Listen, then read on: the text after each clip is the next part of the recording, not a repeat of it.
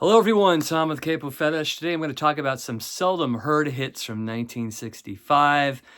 So in LA, we don't really have any oldies stations anymore. I guess you could say the oldies stations now, like K-Earth, are now playing, songs from 40 years ago that K-Rock played. So oldies stations are now like new wave stations from the 80s. And as far as other oldies stations I've heard through TV and Spotify, I just don't really hear these particular songs that much anymore. And a lot of these were huge hits. I'm going to start off here with an early example of the Philly soul sound. She only had one hit. I was walking around the grocery store the other day. I heard a remake of this song, and I thought, what an amazing song, but I never hear the original. And I'm talking about the song, Yes, I'm Ready. Yes, I'm Ready, from Barbara Mason. Came out in May 1965. It was a number 5 hit. It was originally on the label Arctic. This is a reissue I got back in the late 80s, I think, on Jamie Records. But just a fantastic 1965 soul hit that I don't really hear anymore on any kind of channel. Now, I did hear the remake, but I never hear the original by Barbara Mason. But anyway, if you've never heard this track, pull it up. It's fantastic. Yes, I'm Ready by Barbara Mason from 1965, a number 5 hit. This guy had several hits in the mid-60s, the son of Jerry Lewis, the comedian, Gary Lewis and the Playboys.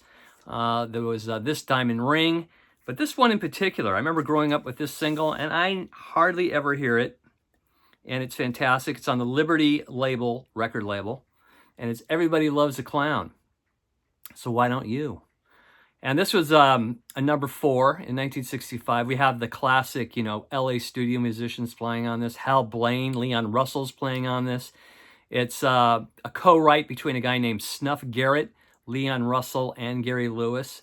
And there's this mid-section in the track that's just fantastic with this kind of brass section, like horn section, kind of breaks it down a little bit. Always love this track. Everybody Loves a Clown from 1965 and number 4, but I don't really hear it very much. I do hear This Diamond Ring sometimes, but not a lot of Gary Lewis and the Playboys. Another one is a number 17 in the U.S. These are all U.S. chart positions, by the way. This is the number 17 by Jonathan King, Everyone's Gone to the Moon on the Parrot label record. Really gorgeous track, but the man himself is kind of a dirtbag, so we won't get into that. But we'll just concentrate on the music. Great song here. Everybody's Gone to the Moon, and number 17 in the U.S. And I think it charted higher in the U.K. I always love this label, the Parrot label. Good stuff. The Zombies were on this label in the U.S. Tom Jones. Everybody's Gone to the Moon, Jonathan King from 65. Here's a song that was presented on the Flintstones episode Shin Rock A Go-Go, performed by the Beau Brummels Stones. I'm talking about the Beau Brummels, Laugh, Laugh. I hear the song just a little more than I hear this one. This is a fantastic track. And when I was young, I used to think it was the Beatles. I thought it sounded a lot like the Beatles. If anybody remembers the Flintstone episode, it was fantastic. It played several times throughout that 20-minute segment. Such a great track. The Beau Brummels, Laugh, Laugh from 1965. This is a number 15 in the U.S. Again, featured on the Flintstones episode Shin Rock A Go-Go, performed by the Beau Brummels Stones on the Flintstones. So the Beau Brummels, Laugh, Laugh from 65. Really, really great track. Really don't hear that one very much. Here's a track I used to hear constantly. 30 years ago, I was working at this job. It was an insurance company 30 years ago, and we had K-Earth on all day long, and you'd hear the same 40, 50 oldies all day, and this was one of them, but I very seldom hear this song anymore. This is a number 3 song by a San Francisco folk pop band, originally recorded by Ian and Sylvia, or written by Ian and Sylvia in 61. Also recorded by Barry McGuire of Eve of Destruction fame. But this is the best version right here by We5, You Were on My Mind. Song I would hear all the time back on oldies radio, but barely hear it anymore. I think it's a fantastic little cut. And this one was a number 3. So a huge hit, but seldom heard anymore. Seldom heard hits from 65. We5's You Were on My Mind. And I always have this, how memory or music brings up old memories. I remember when I heard this back in around 1989 when I was working at this insurance company. And I always remember them dedicating this song to Lucille Ball, who died that day. So it's just always stuck with me. Hearing this song now reminds me of Lucille Ball's death in '89. So You Were on My Mind by the We Five from '65.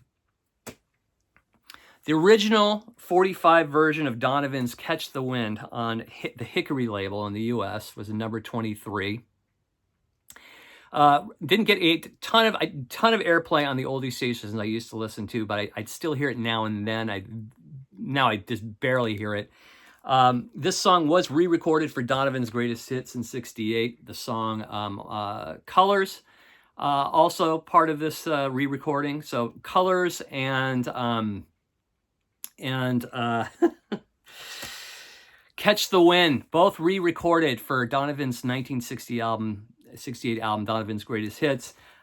A great track, kind of Dylan-esque, but one of Donovan's great early tracks. This guy would really put out some range too throughout his career. I mean, every single sounded different, whether it was like Wear Your Love Like Heaven, or Jennifer Juniper, or Mellow Yellow. All his singles sounded completely different, which makes this such an amazing listen here, Donovan's Greatest Hits. So the song we're highlighting today is the original Catch the Wind from '65 and number 23 in the US. A song originally released on the Bang label in the US, but this is just a re-release I bought years ago on this Collectibles label. The song I Want Candy by the Strangeloves. Now, this had a resurgence in 1983 by Bow Wow Wow, who recorded their own version. That got a lot of airplay on MTV. I think I like their version a little bit better. It has a little more push, but the original version too is cool by the Strangeloves. I Want Candy, a number 11 in '65. Good stuff. And then last on the list, got to throw this one in. This is the second single released by this amazing band in the mid-'60s. They only around for 2 years. I think this is better than even their initial single, and they had a lot of singles in a 2-year span. I'm talking about the Lovin Spoonful, So You Didn't Have to Be So Nice. I just, to this day, I just love this track so much. We got John Sebastian on his electric auto harp. We've got drummer Joe Butler on backup vocals. Just one of the most uplifting mid-'60s tracks, and one of just many stellar Lovin Spoonful singles. This is their single released after Do You Believe in Magic, released in late '65, a number 10 on the Billboard US charts, and still one of my absolute favorite Lovin Spoonful singles. And they had a ton of great singles and great album cuts. So the Lovin Spoonful, You Didn't Have to Be So Nice.